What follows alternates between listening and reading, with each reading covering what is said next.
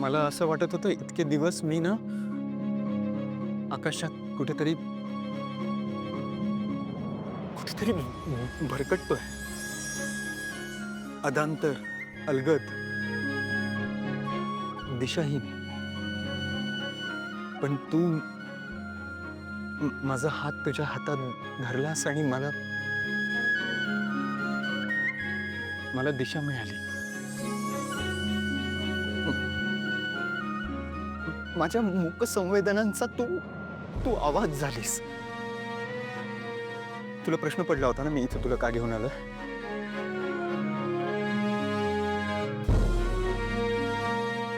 कारण पारू पारू मला व्यक्त व्हायचं होतं.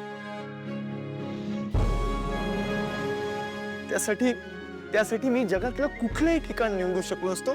खूप खूप वस्तू विकत घेऊ शकलो असतो. पण हा निसर्ग, आकाशात चमकणारा हा चंद्र,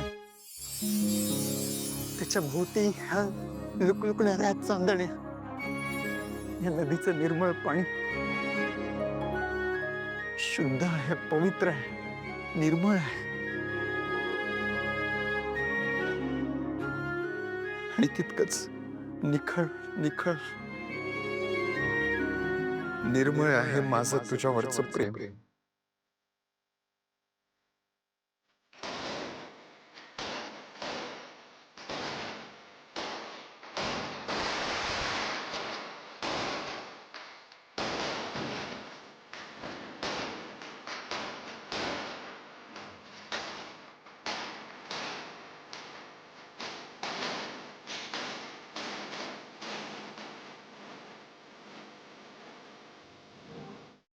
मला इथून पुढच्या आयुष्याच्या प्रत्येक दिवसाची सुरुवात तुझ्यासोबत करायची आहे. माझ्या प्रत्येक श्वासात, माझ्या प्रत्येक स्वप्नात, माझ्या हसण्यात, माझ्या रडण्यात, माझ्या हरण्यात, माझ्या जिंकण्यात, माझ्या लढण्यात, माझ्या धडपडण्यात मला फक्त तुझा हात माझ्या हातात हवाय. पारू, माझ्या जगण्याची आस तू आहेस, माझा श्वास तू आहेस, माझ्या आयुष्याला भरून टाकणारा प्रकाश तू आहेस. परत तूच आहे माझ्या सुखाची वाट. तुझ्याशिवाय माझं आयुष्य अपूर्ण आहे पारू. माझं आयुष्य पूर्ण करायला माझ्या आयुष्यात येशील का पारू?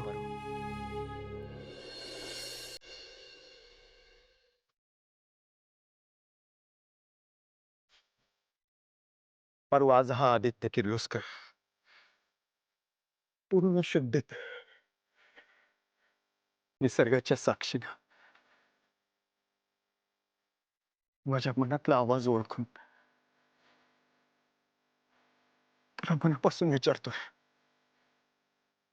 माझं तुझ्यावर खूप प्रेम आहे. अरे तू माझी होशील का?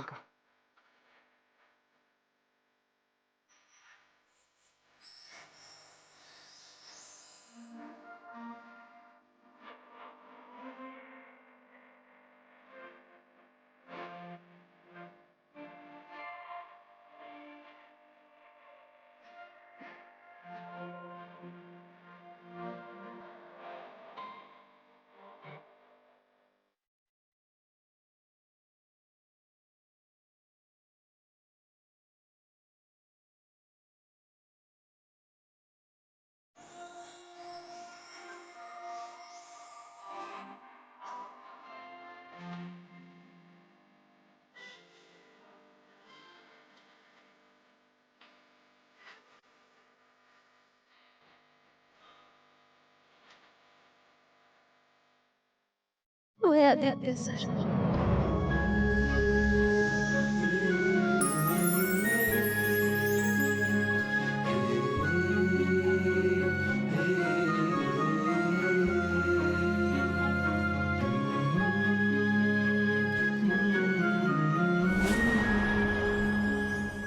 आपला बाळ श्रीमंत लोकांच्या समोर खाली मान घालून त्यांच्यासाठी गाडीचा दरवाजा उघडतो हे आठवायचं. आणि मोठ्या लोकांकरता हात जोडून लाचार असतो हे आठवायचं. आपोआप तुला तुझी पायरी ओळखता येईल. आदित्य ज्या डोळ्यांच्या प्रेमात आहे ते डोळे तुझे आहेत, ती मुलगी तू आहेस हे सांगायला चालली आहेस तू? तुला वहिनींच्यात आणि आदित्यच्यात भांडणं लावायचेत का? हे सत्य जर वहिनींच्या समोर आलं ना, क्या चिडतील ना वहिनी आदित्यवर. आयुष्यभर त्याचं तोंड सुद्धा बघणार नाही. वहिनींना ना माझ्यासारखी स्टँडर्ड मुलगी हवी आहे आदित्यसाठी. तुझ्यासारखी मोलकरी नकोय. त्यामुळे तुझी लायकी ओळखून राहा.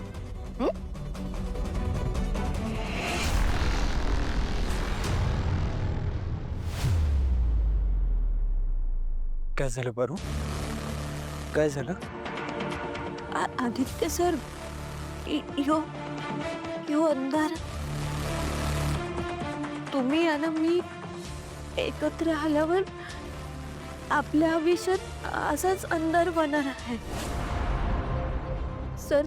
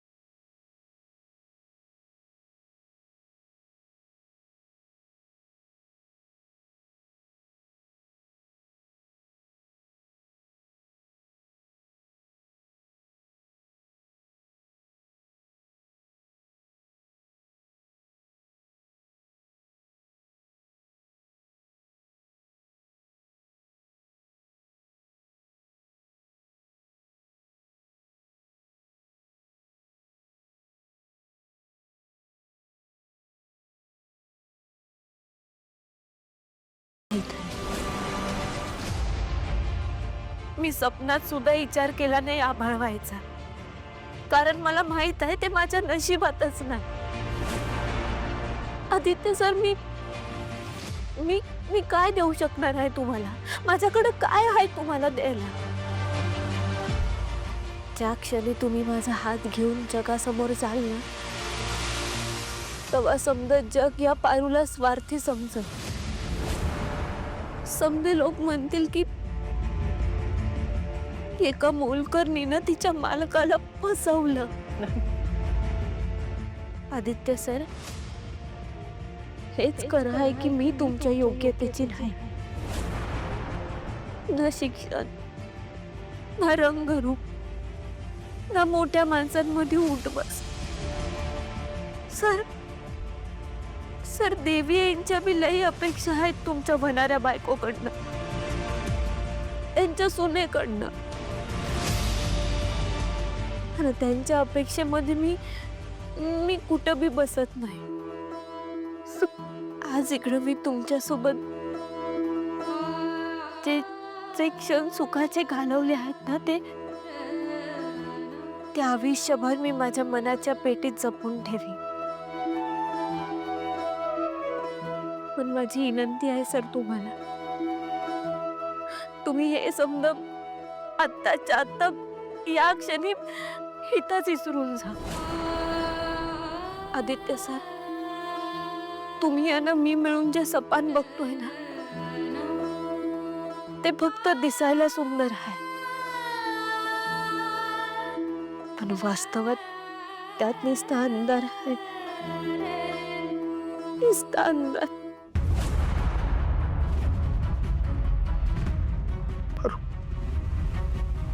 परू इकडे बघ. परू इकडे बघ प्लीज. परू माझ्याकडे बघ. माझ्याकडे बघ प्लीज. परू मला कळतंय तू काय बोलते असते.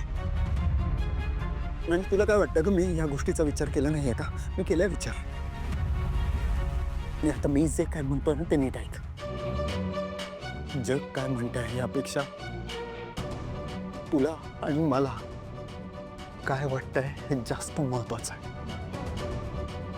कमान पारू, मी बघितलंय तुझ्या डोळ्यात माझ्यासाठीचं प्रेम.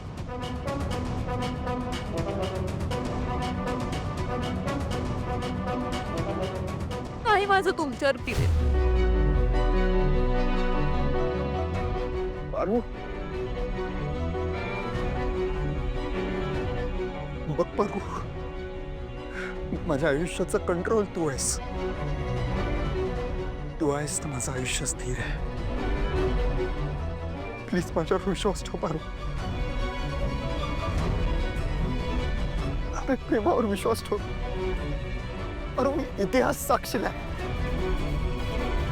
जर प्रेमाची साथ असेल तर माणूस जग जिंकू शकतो. आपल्या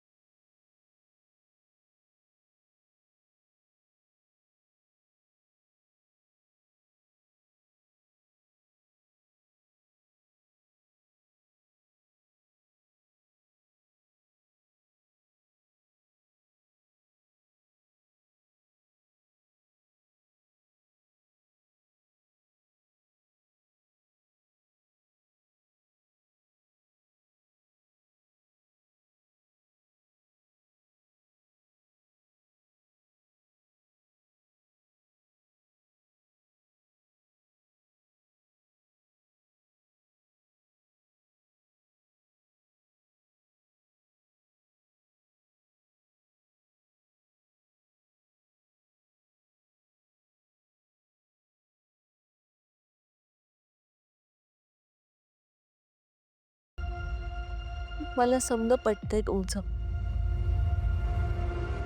पण आता माझं भी एक ऐका. मला तुमच्याकडनं एक वचन पाहिजे. आयुष्यात जेव्हा कधी तुम्हाला देवी आई यानं माझ्यामध्ये निवड करायची येळ येईल ना, तेव्हा एका क्षणाचा बी विचार न करता तुम्ही देवी आईची निवड करा. तुम्ही त्यांना कधी बी अंतर द्यायचं नाही. आदित्य सर, तुमच्यामध्ये आहे ना देवी आईंमध्ये मला माझं अस्तित्व, माझं प्रेम कधी बी आणायचं नाही. मला द्या वचन.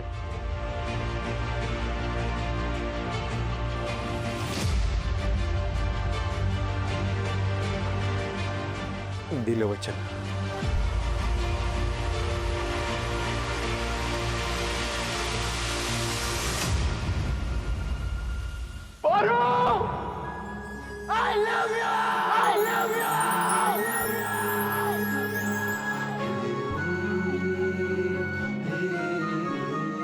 Do you love me, Park?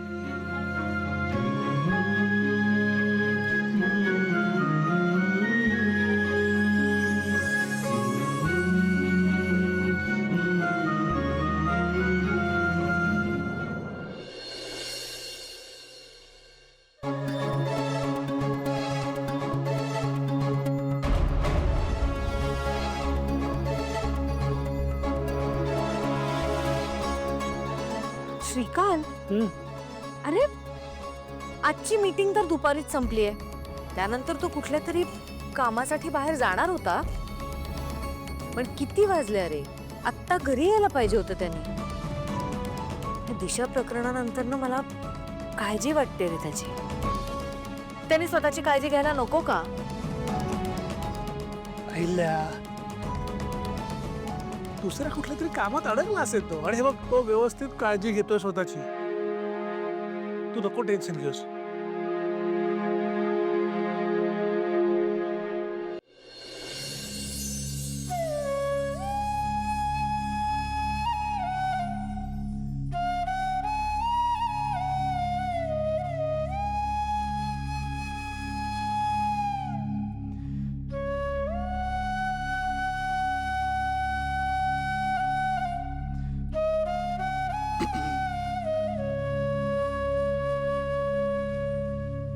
मला खरंच कळत नाही मी काय बोलू. थँक्यू माझ्या प्रेमाचा स्वीकार केल्याबद्दल. आदित्य सर, तुम्ही तुमच्या मनातल्या भावना व्यक्त केल्या, ज्या माझ्या बी होत्या. तुम्ही बोलून मोकळे झालात, पण मनातल्या भावना व्यक्त करायची सूट फक्त तुम्हाला आहे, माझ्यासारख्या गरीब माणसाला नाही. सर, तुमच्या समोर जी पारू आहे ती वेगळी आहे, आणि या घरात आतमध्ये गेल्यावर जी पारू दिसणार आहे ती वेगळी असणार आहे. आदित्य सर, मला माझ्या देवी आईंची सेवा करायची आहे. मग मला समजाने नोकर म्हणलं ना तरी बी चालेल, मला नाही फरक पडत. पण सर, आपल्या प्रेमामुळे देवी आई दुखावल्या गेल्या, त्यांना त्रास झाला ना तर ते मला नाही सहन होणार.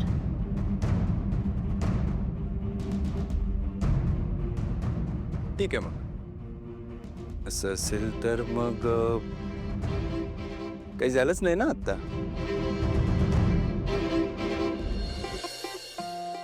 डोंट वरी पारू, मी ती वेळ येऊच देणार नाही. मी खूप चांगलं ओळखतो माझ्या आईला, ती मला समजून घेईल, आणि तिला तर तू खूप आवडतेस, त्यामुळे ती आपल्या प्रेमाला अजिबात विरोध करणार नाही. उलट जेव्हा तिला मी सांगेन ना तेव्हा तू बघ, ती आनंदाने जवळ घेऊन तुला मिठी मारेल. देव करो ना समजा असंच होऊ दे. तथास्तु.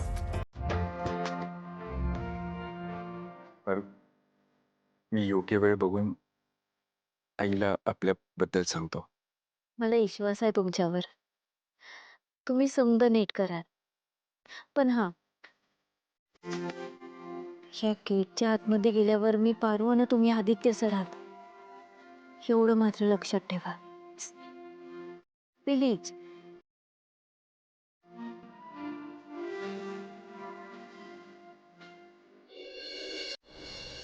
तू म्हणशील तसं मालकीणबाई. जाऊया? नाही, आपण सोबत नको जायला, मी घरी जाते.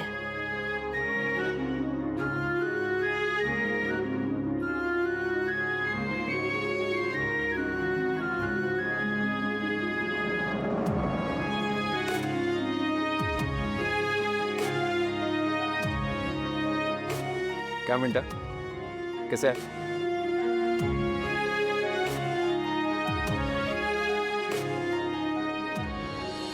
श्रीकांत, मला असं वाटतं मी आदित्यला फोन लावून बघते. अगं येईल तो, असं काय करते? हो, पण तरी पण आई, हवा आलाच. आदित्य, अरे दुपारपासून होताच कुठे? आम्ही किती काळजी करत होतो इकडे, माहितीये? तू ठीक आहेस ना? होय. आई ॲक्च्युली मला तुला आय मीन तुम्हा दोघांना काहीतरी सांगायचं आहे. चेहरा बघ केवढा खुललाय. काहीतरी गुड न्यूज असणार. सांग, काय चांगली बातमी आहे? होय. अरे तू माझी होशील का?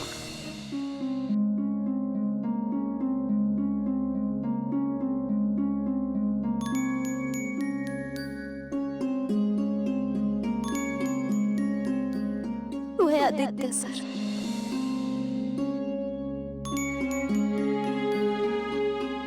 आदित्य, अरे बोल. ॲक्च्युली एक मिनिट हा. बोला गुरुजी. अहिल्या देवी, तुमच्या घरात स्थापन होणारी मूर्ती भंग पावलेली आहे. ती आता लगेच स्थापन करता येणार नाही. आदित्यवरचं संकट टळावं म्हणून तुम्ही एकदा तुमच्या कुलदेवतेच्या दर्शनाला जाऊन यावं असं मी तुम्हाला सुचवेन. बरं, ठीक आहे गुरुजी, आम्ही उद्याच जातो. अरे, गुरुजींचा फोन होता. ते 2 दिवसात आपल्याला उपाय कळवणार होते ना. म्हणाले की एकदा कुलदेवतेचं दर्शन घेऊन या. मला असं वाटतं की आपण उद्याच जायला पाहिजे. चालेल, जाऊयात ना. आदित्य, आत्ता तू फ्रेश हो, आराम कर. आपण उद्या बोलू. हा, आम्हाला उद्या निघायचं, त्याची तयारीही करायची. ठीक आहे? Okay okay